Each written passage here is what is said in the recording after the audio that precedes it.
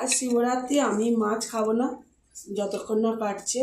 তবে এদের জন্য একটু ভেটকি ভাপা করে দিচ্ছি।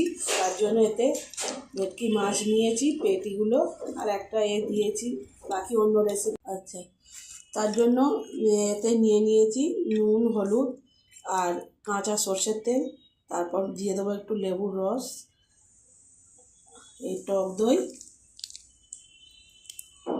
দই আর এইটা আছে সর্ষে পোস্ত আর কাঁচা লঙ্কা নুন পেস্ট দিয়ে একসঙ্গে মাখিয়ে ভাপে দিয়ে দেব।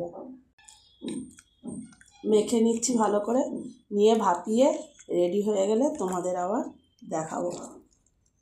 দুটো কাঁচা লঙ্কা চেরা ওপর থেকে দিয়ে দেবো। জল গরম হয়ে গেছে, স্ট্যান্ডের ওপর এটা ভাপাতে বসিয়ে দেবো। ভাপানো হয়ে গেলে পরে খুলে দেখাচ্ছি। এটা ভাপানো শেষ হয়ে গেছে, দেখো বন্ধুরা কেমন ভেপেছে, লঙ্কাগুলো পর্যন্ত একদম ভাপা হয়ে গেছে, খুব সুন্দর ভাপাটা হয়েছে।